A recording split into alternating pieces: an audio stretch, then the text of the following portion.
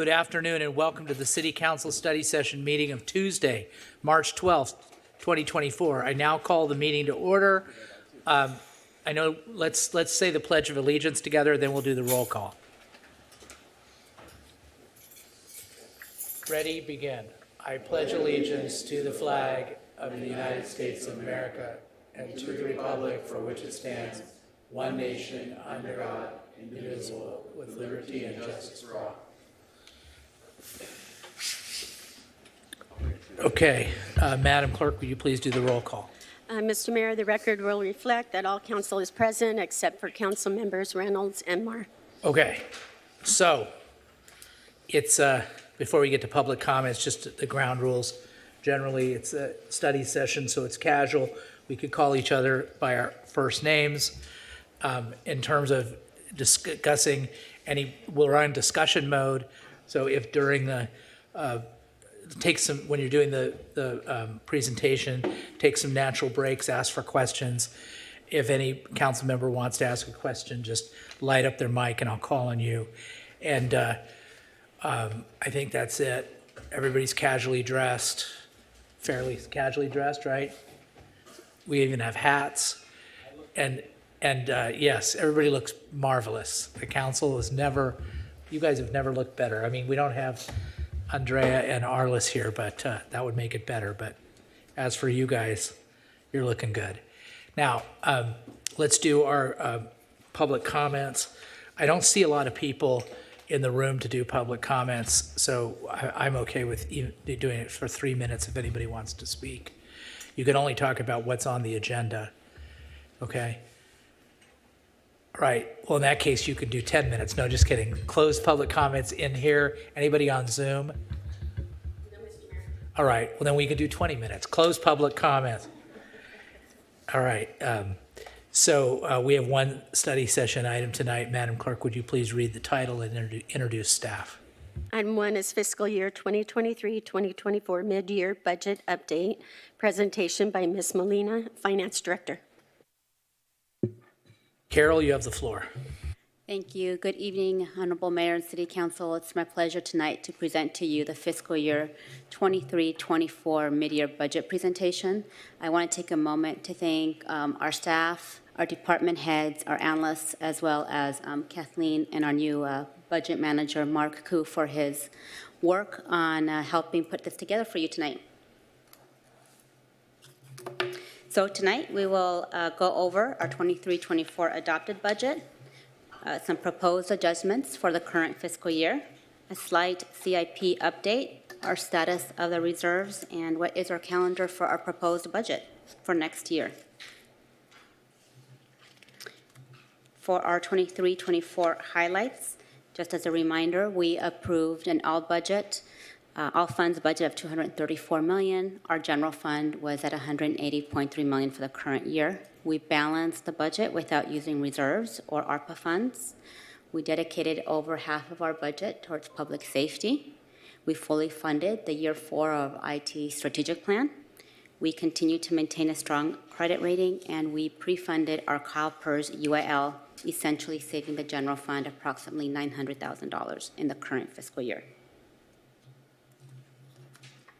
For our adopted 23-24, our total expenditures, $180.3 against $180.3 million in our revenues.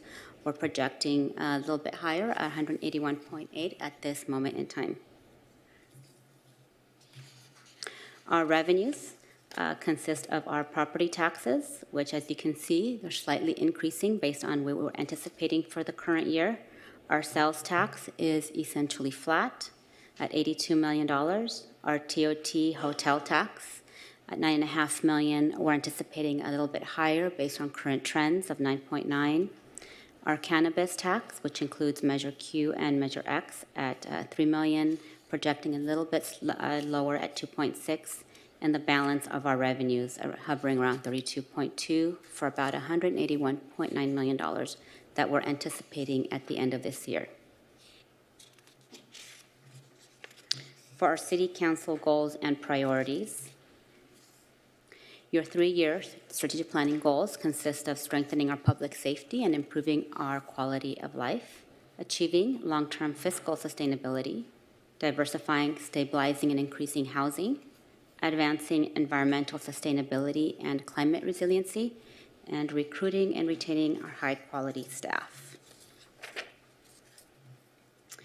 Towards our goal of strengthening public safety, our police department is requesting to convert 3/4 of a part-time to a full-time property and evidence specialist to assist with our increasing demands of our property warehouse, booking, and property and evidence.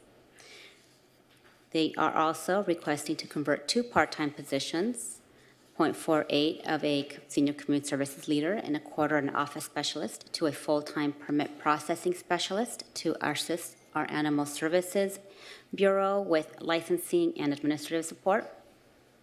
We're also looking to conduct an organizational assessment of staffing and reporting structure for our public safety dispatch center, our 911. And we are also considering an evaluation of hiring incentive for our public safety dispatch as well as police officer transfers. So for our annual impact, it's about $57,000 for a prorated of $13,000 for the current fiscal year. And our goal for achieving long-term fiscal sustainability, we are looking to realign the finance department supervisors to finance officers to implement a succession planning, address compaction issues, and internal alignment. The officer classification is more aligned with other full-service cities. Can I ask you a really quick question before I Yes. forget it? So this happens almost every one of these presentations, including at the budget, where we're converting these part-time, like 0.75 to a full-time, and sometimes we change or whatever.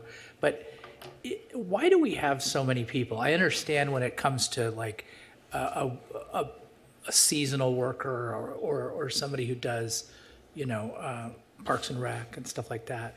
But why do we have so many people that are part-time? Because to me, it's kind of counterintuitive, because if you want somebody to work and they're worthy of working at the city, I would think most of those people would want to work on a full-time basis.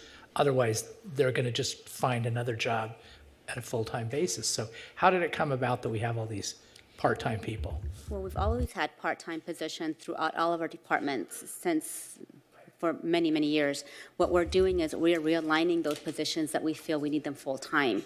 There have been situations where there may be a full-time classification that the department may feel they only need on a 1/4 of a basis, or it may be it just better fits the person that we may want to hire. It varies by department, it varies by classification of why the justification for having them a part-time versus a full-time.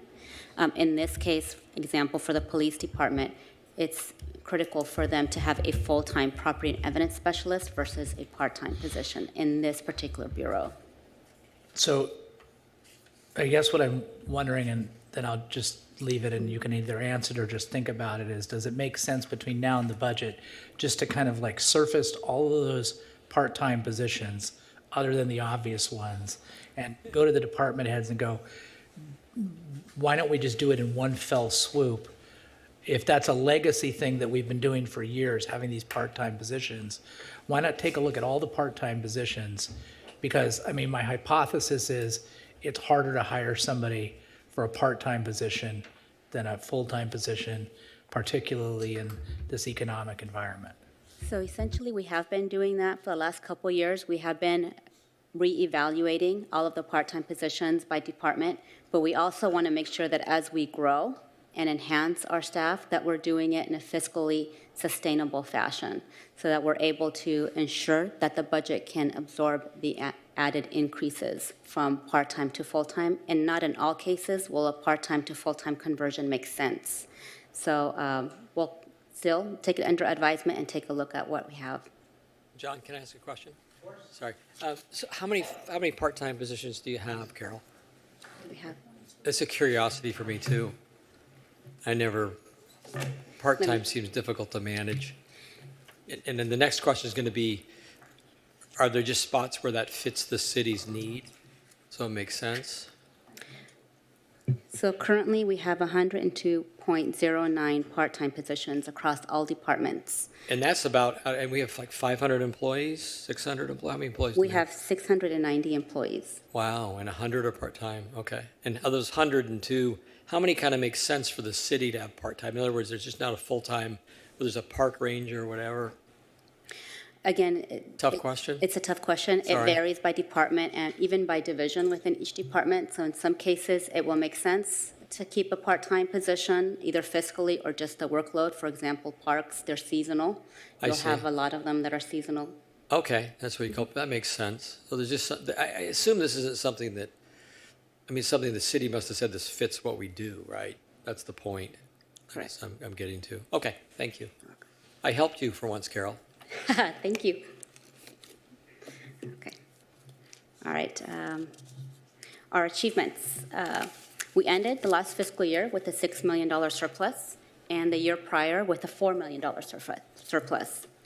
We also strategically used ARPA during the pandemic to help small businesses through grants, some rental assistance, some project room key projects. We also implemented an ongoing revenue stream for equipment replacement fund. We dedicated 1.5% to our IT strategic plan. We've exceeded the City Council reserve of fund balance policy of $55 million, and we continue to exceed it annually. We utilized the low interest rate environment for our multiple public safety apparatus that include engines, ambulances, mobile command units, and a police armored vehicle. We also secured $14.5 million through multiple grants through the state, the county, and the Assemblywoman. In our goal to diversify, stabilize, and increase housing to reflect community needs. In our Development Services Department, we're requesting a full-time planning and sustainable development manager to help with the implementation of Measure K and the housing element. We're also requesting a full-time building technician that will assist in providing and processing information for TESA to help our property owners, developers, for an annual impact of about $280,000. To recruit and retain our high-quality staff. We are looking into implementing a college graduate internship program to create a pipeline for future government employees for a net neutral fiscal impact. We're also in the process of negotiating with CMFMA, followed by CMDMA, confidential management, executives, and council. To improve our quality of life. In our Parks and Community Services Department, we're requesting to convert a quarter of a community services leader to full-time recreation specialist. And this position will assist in supporting our park restoration projects and public education programs. And for our CIP overview, it's a multi-year program. Projects are typically not completed within a year. In fact, it frequently takes multiple years, and they undergo distinct phases over those multiple years. In 22-23, a number of active CIP projects have varied throughout the year.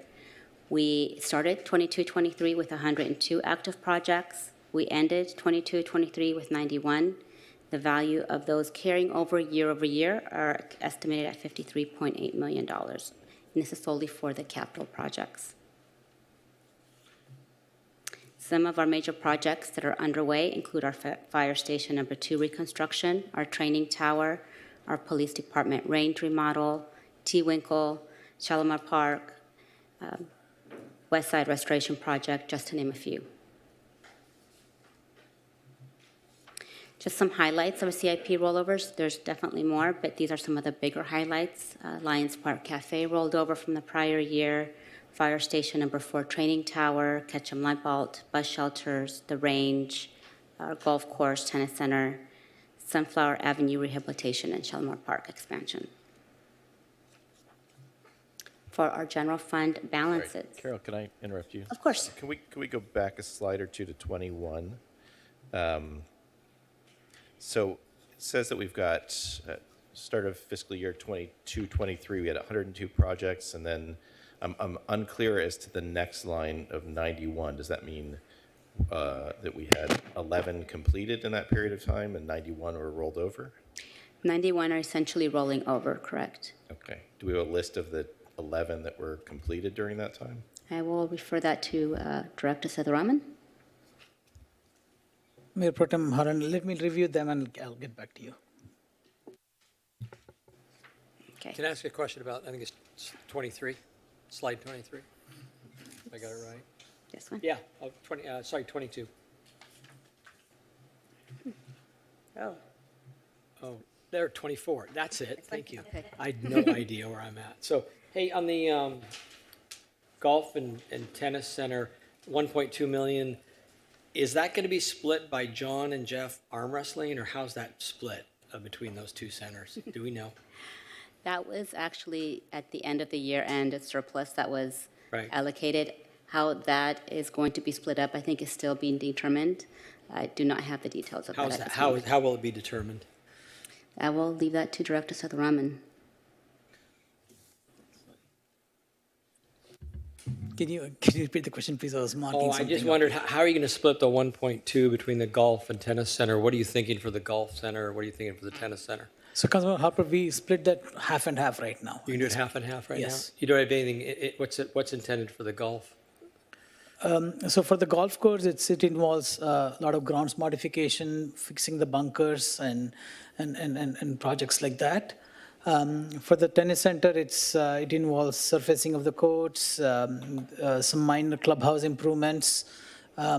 Lights? Then lights, of course, is It's in all there. the replacing all the lights with the LED. That all those will be underway very shortly. Okay, all right, thank you, appreciate it. Okay, go ahead. Okay, thank you. For our general fund balances, back in 2021, we ended the year at $53.5 million. As you know, we ended last year with $59 million. And we're able to allocate funds into our workers' compensation and some other assigned categories, as seen here. For our 24-25 budget calendar, we'll be coming back in April for the proposed CIP budget study session. We've been informed there's a couple council members that have some conflicts, so we're trying to schedule in at some time in April for that study session, yet to be determined. The 5-pack we'll be reviewing in April or May, followed by the proposed operating budget in May. And then we will go to the Parks, Arts, and Community Services Commission, the Planning Commission, and the City Council will all be presented with a proposed budget by a public hearing of the proposed budget and operating by June 4th, with alternatives of June 11th and June 18th. With that, leave it up to questions. So, Mr. Mayor, Yes. yeah, I can answer Mayor Pro Tem's earlier question. Some of the major projects that were completed in year 22-23 include the Jack Hammett Field improvements, City Hall elevators, the HVAC and various city facilities, Wilson Street improvements, Fairview traffic signal synchronization, Baker Placentia 19th Street signal synchronization, and Bear Street traffic signal synchronization. There's a storm drain project along Bristol Street. Placentia. Yeah, those are some of the main ones. Placentia, we did that during that time, right? That's more this fiscal year. Oh, this fiscal year. Yeah. Placentia just finished, Okay. as well as all you'll see some of the projects like the crosswalks at Wilson and 18th Street, Wallace. the Wallace signal. All those are this year completions. All very good projects. Thank you. So, one question I had, if you go back to developmental services, I've asked for this privately, I'm going to ask for it publicly, and I want to be clear why I'm asking for it, and what I want and what I don't want. So in our developmental services department, we have a lot of ambitious plans. We're, embarking on this inclusionary housing ordinance, presumably for the purpose of building affordable housing at some point. Zoning, housing element that still needs to get certified, general plan amendment. We've got One Metro West that's moving forward with their development agreement, and also then, of course, then the next step is their construction. We've got, we just met with an applicant who is moving forward with a project over at the Trinity Broadcasting Network. We met with them today. I could go on and on and on. And a lot of very ambitious plans and a great need that is squarely in our priorities. So what I've asked for is a roster. I don't care about the names of the people. I do want to know, who do we have? It's like, what's the background? Where did they go to school? What's their, and especially as it relates to housing, just to make sure we have the right mix of people. And I'm not saying, by the way, I want to say, I'm not saying that anybody should leave the city. Everybody's good. But what do we need to reinforce that team? We have some suggestions here, some very specific suggestions by the staff, and I respect that, but I want to be part. I mean, I can't speak for the other council members, but as the mayor, I want to be more part of that. And we've seen this before from this council, is the staff says, here is a suggestion, here's what we want. We want that and that. And then this council then says, oh, well, maybe we want something a little different. And what about that? Have you thought about that?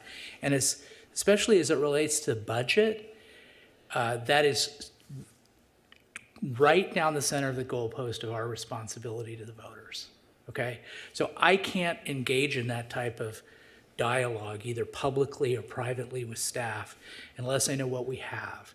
I can't tell you what I think, for what it's worth, we need, unless I know what we have.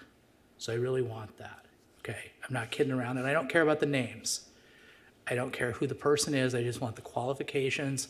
I want to see the roster, so then I can share that and with people and come up with my own suggestions, be part of the solution, because we're promising a lot in this area, and trust me, I'm hearing it. You've made promises to us, Mayor, and I want you to keep it. And as everybody knows, the mayor doesn't keep promises, staff keeps promises. And the way we do it is we do it by getting the right people there and the right resources through our budgetary process. It's happening in June, and I want that to be part of our discussions.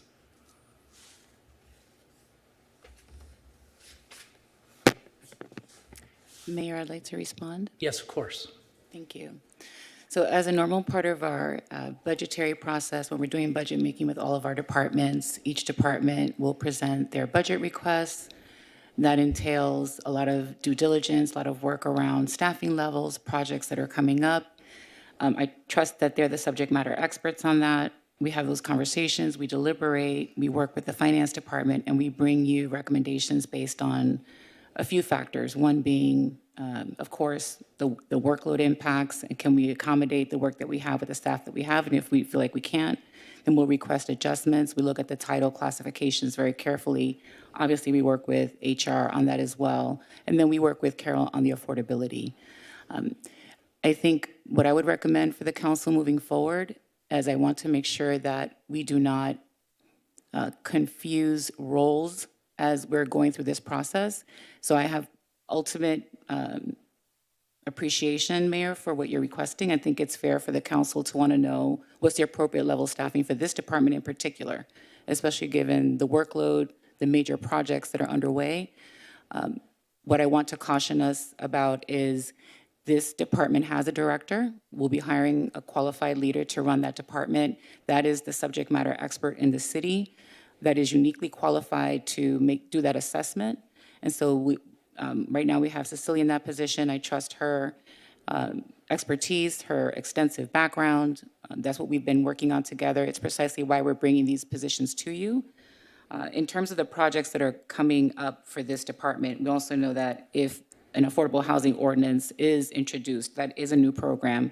And much like we have for other new programs we've undertaken, then we will be putting forth a recommendation around that on staffing. We don't typically go into where did people go to school, what kind of experience they have. Those are day-to-day operational matters.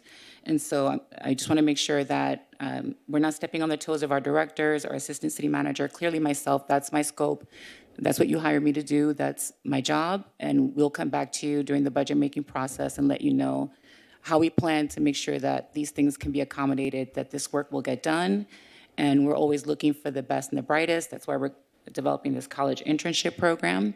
And we're hoping to get really good qualified applicants through some new processes that we'll be undergoing.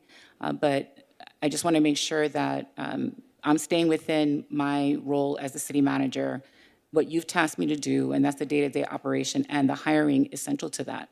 That's a very important component of what we do as the staff, as the professionals that you've hired, given our backgrounds and our expertise to do that work. And so we'll bring that forward in the budget-making process in terms of the assessment that we've done and what we think we need in terms of staffing. We're coming to you this evening with these two positions that we're requesting precisely because of that reason. And again, affordability has a lot to do with it. As you can see, it's $300,000 that the impact will be for just those two positions. Cecilia has already started making some good suggestions. Those two positions are very critical to even starting the framework and the foundation for building to make sure that we can meet council priorities. I think this team has done a really good job on trying to deliver on all council priorities as we go along. And so that planning manager that's focused on advanced planning provides an opportunity to segregate the team. Current planning will be working on the day-to-day operations under the leadership of Bill Rodriguez, and then an advanced planning manager would be then in charge of working with other planners on all of the advanced planning initiatives, such as the general plan update, rezoning, and things of that nature. Many cities are set up that way. That's a good fundamental structure. We haven't had it in the past, sort of everybody did everything, which is good for cross-training, but then also doesn't allow for a sufficient separation of duties. And so we're bringing this recommendation forward. The sooner we can hire this position, the better. That's why we're not bringing it in May. We're bringing it now so we can get a head start on that. We also have a good candidate list, so we can actually pick somebody up from that list very quickly, which would be great. And then the building technician position has become a bit of a cog or a little bit of a choke point, if you will, not because of the individual, but because we need more personnel. And so that's precisely why we're making these recommendations. These are well thought out recommendations this evening. We'll continue to do that during the budget process. But I want to make sure that you're holding us accountable in terms of whether we can deliver the work, and that the day-to-day operational issues are handled by the director, who will be very qualified through our executive search process. Cecilia, as our assistant city manager, that was a focus in that recruitment and hiring, as you know. You actually had recommended that, and that was a brilliant recommendation. And we have Cecilia on board, and she'll be helping to manage that department as well, along with me. And so that would be my suggestion moving forward. What was my brilliant recommendation? Did I make To get an ACN that has a development background. Oh, okay, good. I forgot that I made that recommendation. Okay, that's fine. But just to be clear, so my request that I made earlier, I still have that request. And it's helpful to me. I can't speak for the other council members that when these items come up and we're being asked to add different heads to the budget, that I understand the context and where they're going to fit in the overall organization. And for me to know that, as I said, I can't speak for any other council members, but for me to know that, I have to know where we stand in terms of the qualifications of the professionals that we have in the organization. It's not about trust. It's just about me being part of the process, having a vote, and being able to gather the data necessary to make a quality decision on a recommendation by the staff as to how to spend the taxpayers' money. Anybody else have questions? All right. Anything for the staff? Okay, we're adjourned.